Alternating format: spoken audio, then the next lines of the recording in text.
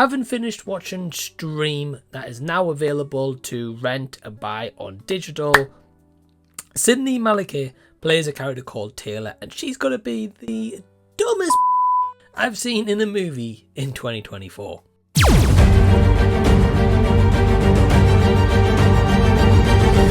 Hey everyone, what's going on? Welcome to the channel. Thank you for sparing your own time out to check out my thoughts on the movie Stream, directed by Michael Leavy. I do just want to commend the film right at the bat for being an Indiegogo funded production where they raised I think over $100,000 to produce this, which is just incredible to start with. And it also comes from the producer team of the Terrifier movies, including the makeup special effects work done by Damian.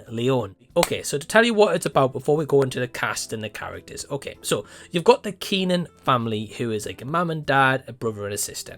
They decide to spend a weekend away, have a little bit of family bonding at a place called the Pines. And when they're at this little hotel resort area, they check in and they think, right, we're going to have a great weekend away. But little do they know that there is 4 masked killers going around competing for points and money to basically kill anyone that's in this resort getaway. The cast that we've got included, I'd say more the cameos that we've got is Tim Reid, Dee Wallace, we've got Tony Todd, and we've got many more in cameos, but I don't want to spoil them once again. But the main family that we focus on is the Keenan family. We've got Charles Edwin Powell, who plays Roy, Danielle Harris, who plays Elaine, Wesley Holloway, who plays Kevin, Sydney Malike, as I mentioned in the intro, as Taylor. You'd think in this runtime, Stream would give the family some really depth to their backstory about each character,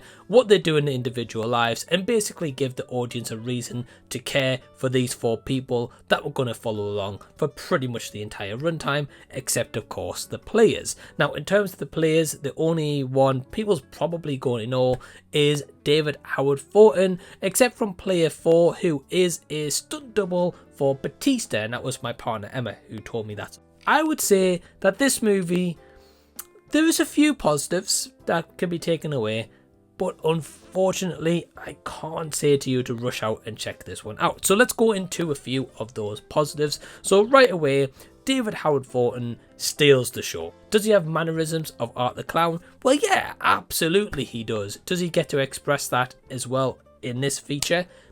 Yeah, absolutely. But there's nothing necessarily wrong with that, because at least this time he's got a mask. You can see his hair on the top of his head, and at least it's a different character. How do the family hold up? The Keenan family, do you really care about them? No, not at all. Maybe Roy and maybe Kevin, like the father and the son. Maybe Danielle Harris is good for what she's given, but the daughter is so stupid, beyond words, and we're going to get to her, don't you worry. These celebrity cameos are fun. Everyone is going to know someone that is in Stream, and you're going to be like, I know this person, I remember them from here. And it was cool seeing Tim Reid, as I know him as playing the father figure in the show Sister back in the day. And yeah, he's enjoyable here as well. He probably has the biggest and longest cameo out of the big names that are in this feature. And I really enjoyed some of the performances from the cameo cast. In terms of the main acting, I can't exactly say it was incredible, except from the ones I highlighted before. And the kills, okay, what are they like in Stream? Well, you could definitely tell they're inspired by Terrifier. You can definitely see that this was set between maybe the first and second Terrifier movie, I believe, because I also do know from a David Howard Thornton interview, this was shot during the COVID pandemic lockdown. So because of that, they were probably limited and restricted on certain elements that they could do.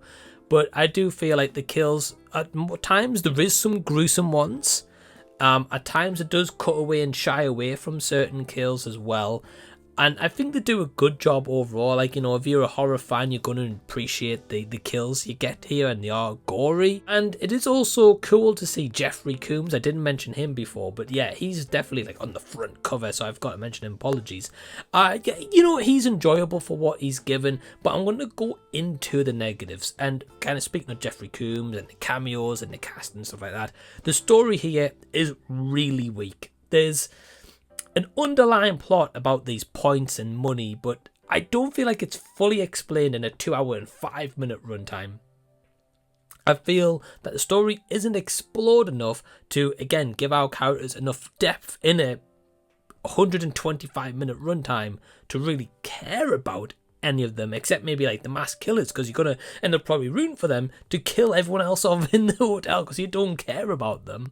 And then, of course, the writing with the Keenan family is really bad. Like, the daughter, as I say, she makes so many stupid decisions and so many questionable choices, especially right at the end in the last 5 or 10 minutes, and that's all I'll say without giving too much context.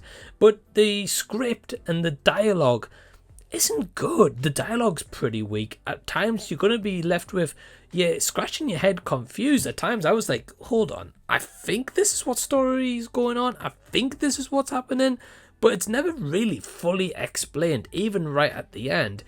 And it also feels as if for the 2 hours and 5 minute runtime that they had, it takes at least half an hour to finally get some momentum in the first half an hour as well. That is probably most of it. It's probably skippable at that point. And this could have easily been an hour and 40-minute movie, which I think would have drastically helped the pacing. I think with the 3 writers for Stream, it could have easily had a script rewrite to make this solid and more tight, despite the limitations that they may have had.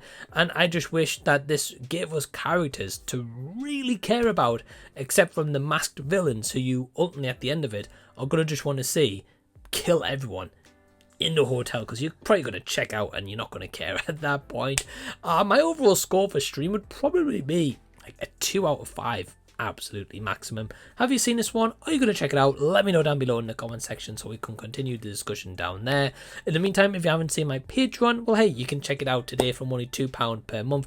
Link is down below in the description box. Big thanks to all these awesome legends who support Patreon. And if you haven't seen these videos of mine, well, hey, have a bit of a deep dive. Check out that content. But in the next time, I'll see you guys. I'll be seeing you later.